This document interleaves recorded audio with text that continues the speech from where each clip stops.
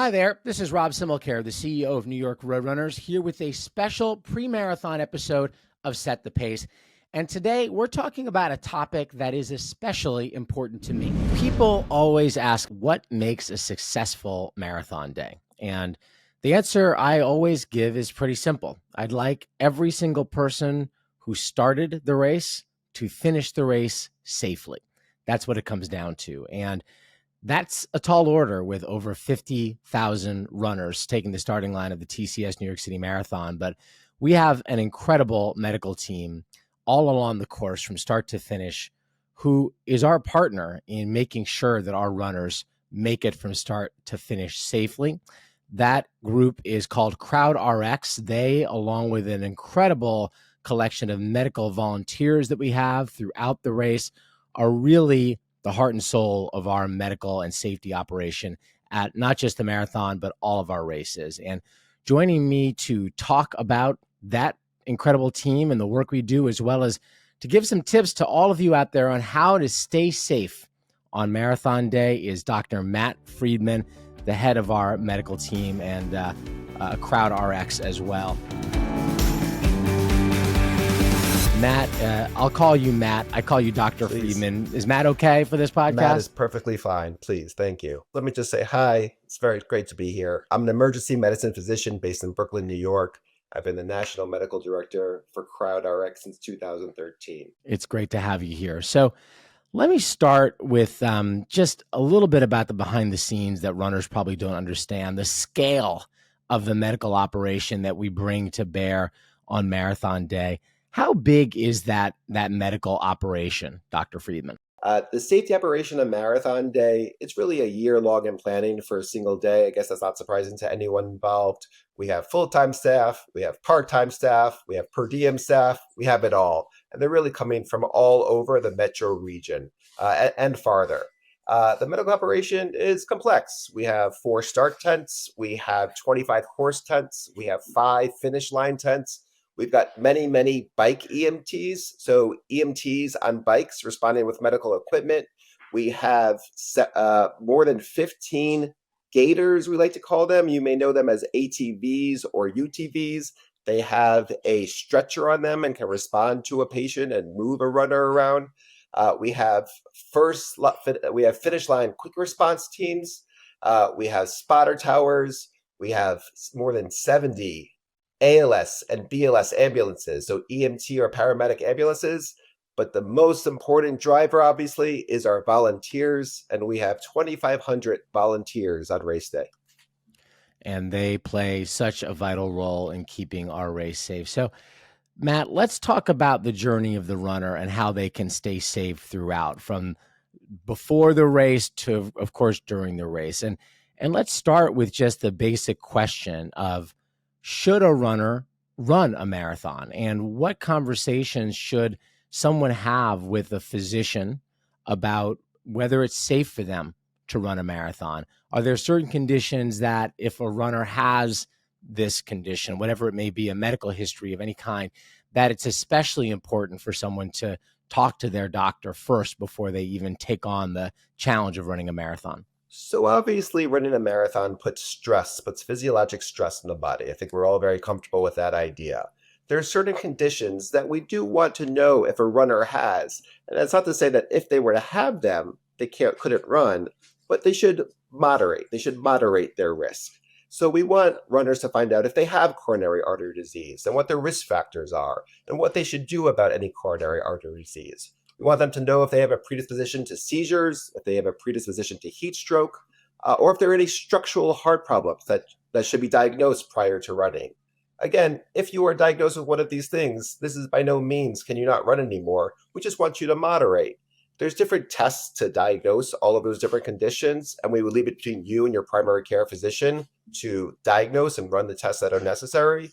But that's a question for you and your physician, and we just encourage you to get checked out. Yeah, and not every runner is necessarily going to have a full battery of tests, right? An EKG and, all kinds of scans to make sure they're safe. If they haven't had a negative medical history, if they've generally been healthy throughout their lives, what do you recommend for those people? Is it simply just hey, you should be getting your regular checkups and maybe letting your doctor know you're taking part in these kinds of endurance events?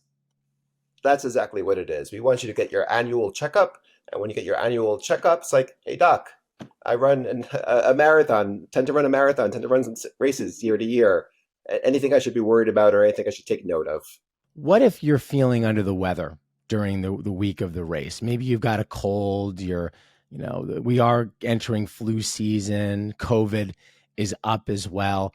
What do you recommend to runners if, it's hard, right? You've put in months of training, you've got this date circled in your calendar, and all of a sudden race week arrives and you're just not feeling your best. What advice do you give to folks in that situation? My answer to that would be to moderate, moderate, moderate. There isn't really a clear answer here about what you should do. If you don't want to run because you're under the weather, come see me. I'll give you a doctor's note. There's no reason that you can or cannot run if you're under the weather. But if you have mild symptoms and you want to run, go for it. Just moderate. Don't aim for your PR that day. Just take it easy.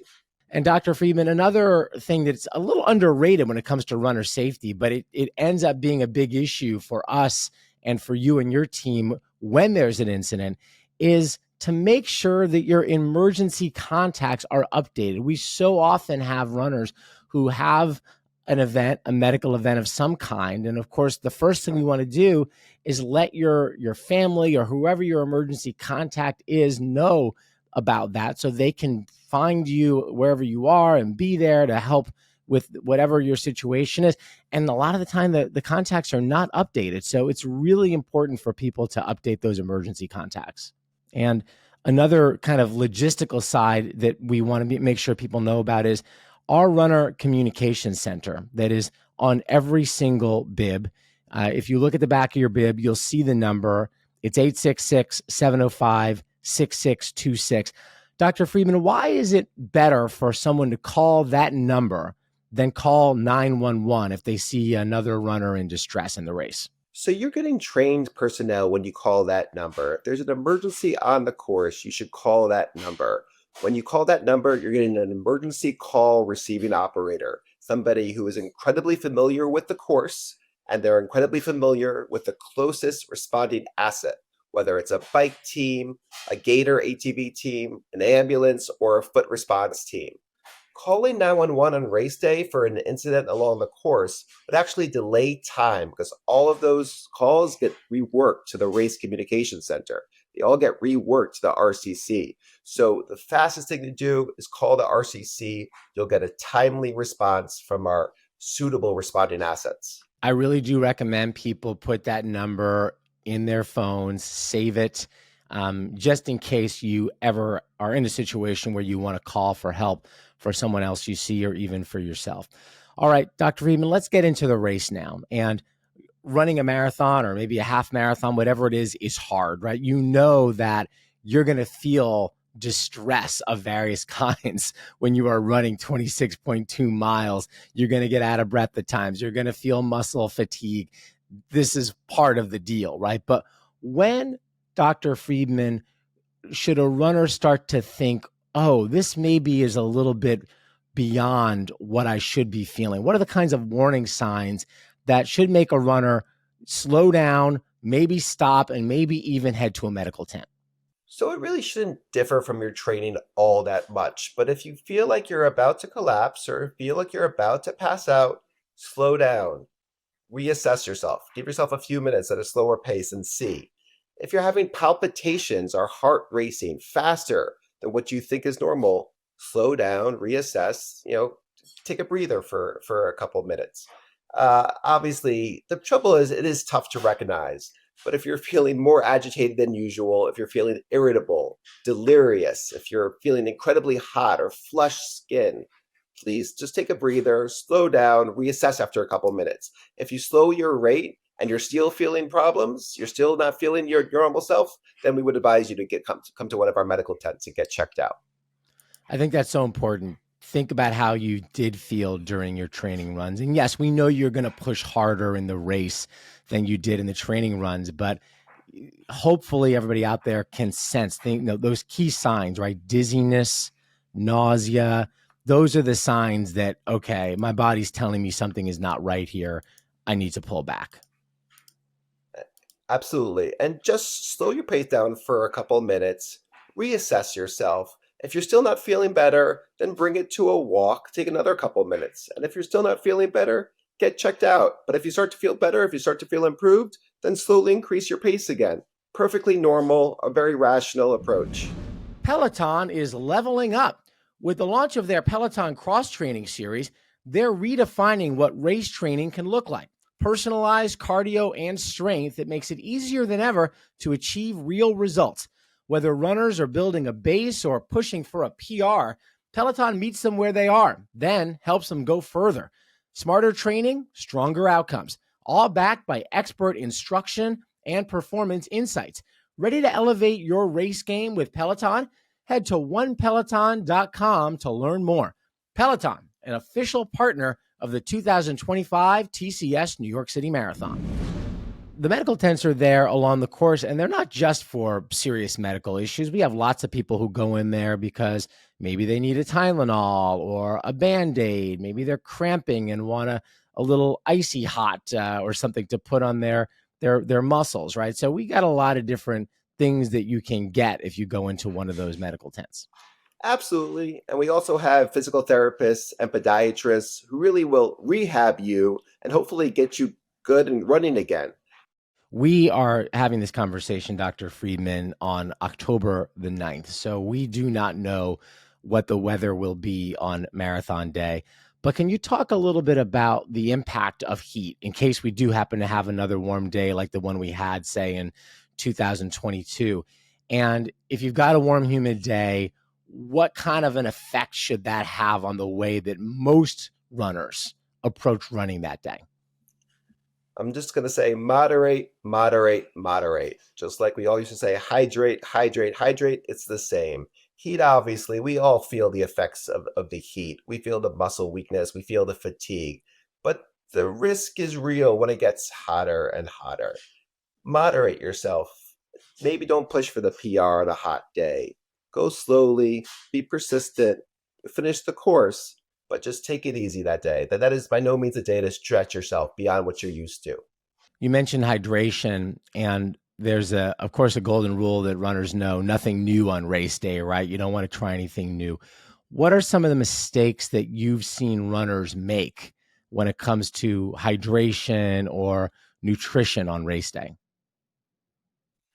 Change, as you said, changing up your routine would be first and foremost. We want people to run like they train, run like you train. So if you're used to training a certain way, switching anything up on race day is not recommended. But we want you to pay attention to your body. You know your body. You know when something's wrong. If something is sort of bugging you, slow the pace, get assessed, get checked out. Too much hydration and too little hydration is both bad. We want you to drink to thirst. We used to give the wrong mantra in the 1980s, 1990s, and people would overdrink, and we saw some very deleterious effects from that. Another big sort of no-no is caffeinating too much. If you don't normally caffeinate, please try and avoid caffeinating on race day. We want you to run like you train. Also, be mindful of what you ingest. A lot of things are caffeinated nowadays. There's a lot of energy drinks out there. You think it may give you an edge, but it actually is probably a little bit harmful. It will dehydrate you, and worse, it'll make your heart speed up. It'll give you excess palpitations. It'll do things to you that you really don't want to be effective. So we would really avoid doing anything on race day that you're not used to or that you haven't trained with. That's interesting, your point about drinking to thirst, right? And I've heard in the past people say, if you're thirsty, you waited too long to drink. You should have been drinking to avoid thirst. Is that what should people think differently? Is it really just as you would during your normal day? Hey, when you're thirsty, drink. But if you're not particularly thirsty, if your body's feeling good, you don't need to drink and drink and drink just because someone told you never to get thirsty. And what are the dangers in drinking too much? There's a couple of variables at play, namely how hot it is and what you're used to. I wouldn't recommend stopping at every single water station if you don't normally do that. We want you to drink just to up your thirst. When you overhydrate, it does drop your sodium levels a little bit. So we don't want you to drink to overhydrate. Drinking to thirst has been the recommended treatment for the recommended guidance for the last 10 or 12 years now. And we've seen the number of low sodium levels really drop dramatically. Is there anything you recommend, Dr. Friedman, in terms of a mix of water versus electrolytes, and how much, by electrolytes, I mean Gatorade, which is what we serve on course, or whatever electrolyte happens to be available. Do you have a recommended mix? Is it 1-to-1? Is it, how do you think about how much water versus electrolyte sport drink that someone should drink? It's a tough question to answer in general because it really does depend on your body mass. Smaller people versus larger people need different amount of solute or salt. We would recommend that you run like you train. So if you're used to having solute with water and not drinking any Gatorade, keep on doing that. But we definitely do want you to take some solute or salt in with the water. Drinking too much water by itself without any sort of salt concentration can be harmful as well. So some electrolytes should be ingested along the course, but you should train like this too. You feel like your training has really gotten you to this point, and you shouldn't differ from it all that much. And Dr. Friedman, so many of the serious medical events that we have dealt with at Roadrunners and that happen in the industry tend to be in that last stretch leading up to the finish line, and sometimes at the finish line. And I guess in a way that's not surprising. I mean, the fatigue has built up, right? Your body has kind of been strained now for a while. And then also people are oftentimes going for those PRs, they're going for those BQs. That's when they're conscious of the time they're trying to hit, and they are going all out at that time.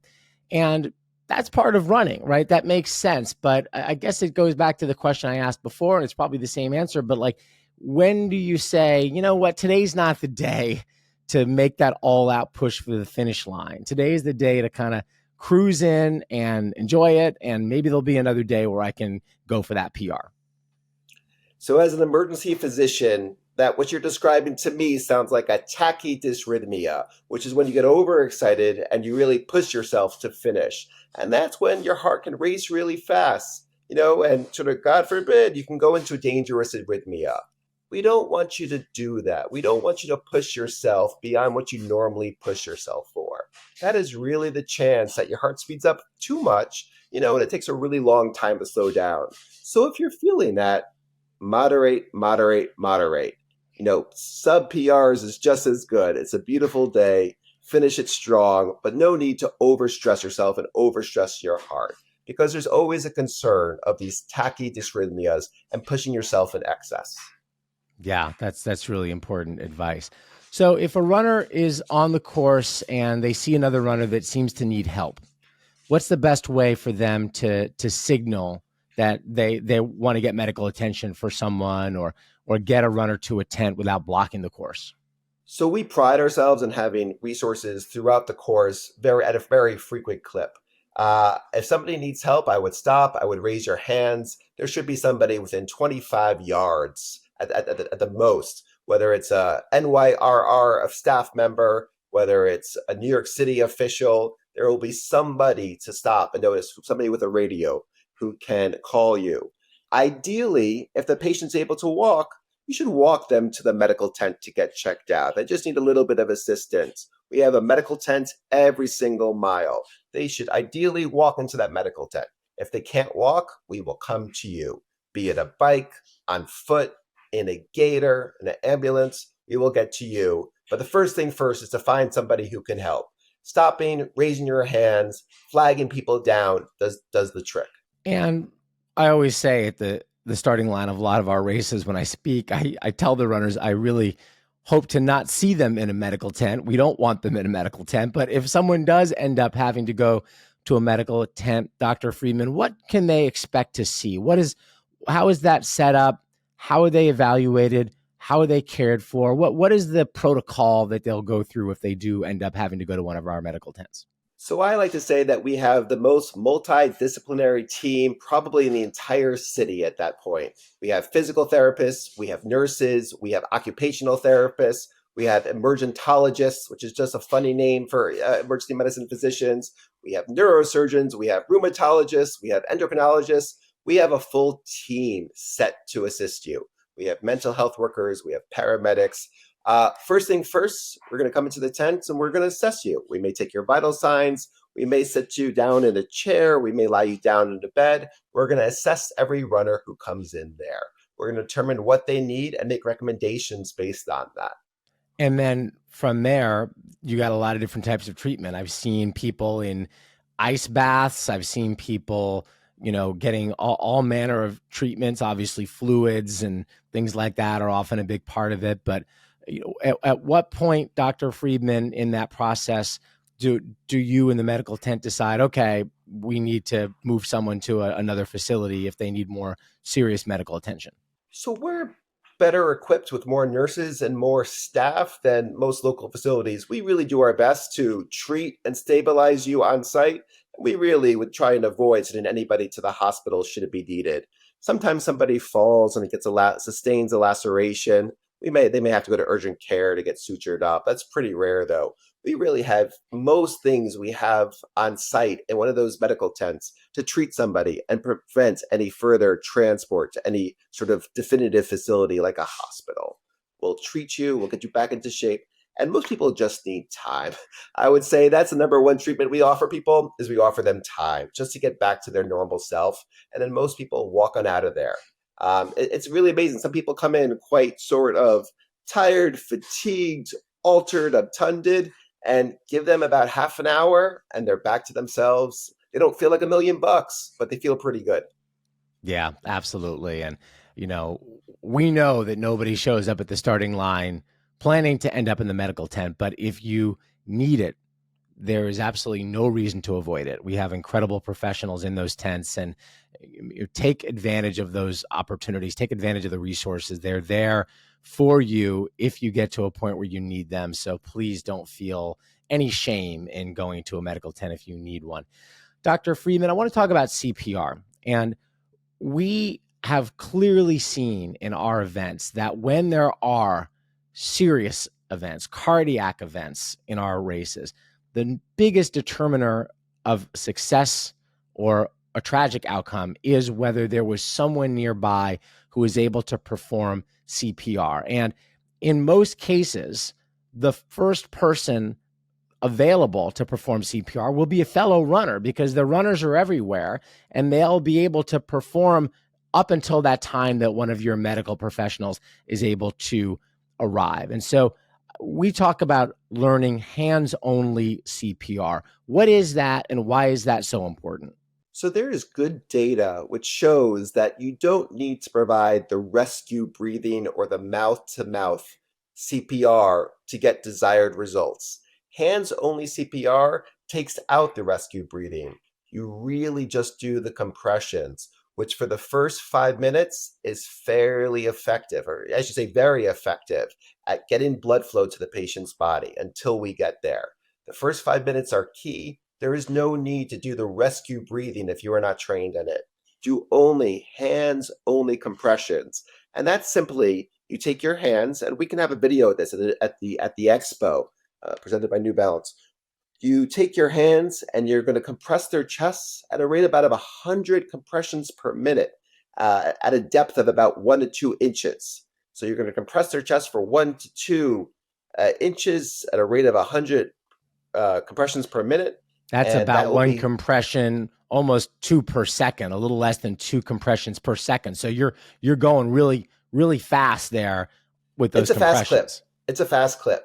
We also want people to change out. It's physically enduring. You really have to work hard at it. So we do want people to change every couple of minutes. We will be there within 5 minutes, but we really do want people to change out hands-only compressions. But hands-only compressions is perfectly effective for the first 5 minutes. There's no need to do rescue breathing. Just compress their chests to the best of your ability, and that will provide time for us to get there and provide life-saving treatment. And Dr. Friedman, you mentioned we are going to be doing demos of hands-only CPR at the expo. What can a runner expect to learn if they stop by that demonstration at the expo of CPR? So they'll see the exact placement for where you should place your hands on the sternum. They'll get practice doing it with a mannequin, so you really understand the force that's necessary. I hate to be graphic, but you are expected to break some ribs in a hands-only compressions. That means you're doing the right thing, and it can be jarring to people. But if you understand that and you know you're doing the right thing, it will. That is the biggest determinant to see if the patient lives or dies. And so many runners are so salvageable and able to be saved with a runner who performs CPR, and we get there with our AED and try and defibrillate their heart. Absolutely. It's something that I think every runner needs to know. Every single person listening to this can be a part of saving a life. If we happen to have a runner who unfortunately has a cardiac event during a race. So we really encourage everybody to check that out at the expo. Dr. Friedman, there are videos as well online that people can watch, right, to see how to perform this. Absolutely. Hands-only CPR. Feel free to Google that. You'll see a short video. It really is a very short training period. You can also reach out to the local American Heart Association or American Red Cross to get fully certified and get an official certification. All right. So, Dr. Friedman, as we wrap up, what's your best kind of overall piece of advice to runners as they get ready to take on this day and this challenge? And we know it's going to be one of the best days of most runners' lives, right? But on the medical side, what's the best advice to make sure that they finish strong and stay safe? We want you to run like you train. We ideally want you to run in a group or with friends and just have a good day. Enjoy yourself. No need to push yourself in excess. Moderate, moderate, moderate. It'll be a wonderful day in a thriving community, and it'll be fun for all. All right. And we've got a lot more information, by the way, out there about this topic. So if anyone wants to learn more, they can go to our website, nyrr.org/marathon runner safety. That's nyrr.org/marathon runner safety. Dr. Friedman, we also have a system that we use to give runners a sense of what the conditions are like on a given race day and how hard they should be pushing ourselves. We call it the EAS system, flags of different colors. Can you talk about that system a bit and how runners should pay attention to that, what it means if we have a flag that's a yellow or a different color than green? Yeah, so green means go. Green is good. Take no caution when you do see a green flag. Yellow would be our next flag up, and that would mean take some caution as conditions are less than ideal. Slow down your pace a bit, drink to thirst again, moderate, moderate, moderate. After yellow, we would encounter a red flag, and red means that there is some risk. There is some high risk, and it's potentially dangerous. Runners should exercise caution and slow your pace significantly, and you should look for further instructions from race officials. And after red is a black flag, and that means there is an extreme risk and the race is canceled. Participants should stop running. We use the wet bulb globe thermometer to assess this. This is a standard device across the running industry, really worldwide. I'm gonna explain the specifics of that in a whole other podcast. But green is go, yellow is exercise some caution, red means extreme risk and really exercise a lot of caution, and black means stop running. Dr. Matt Friedman, thank you so much for being with us for this great information. We will see you at the expo for that CPR training. And obviously, we will see you on race day. Thank you very much. Nice talking with you, Rob. Thank you.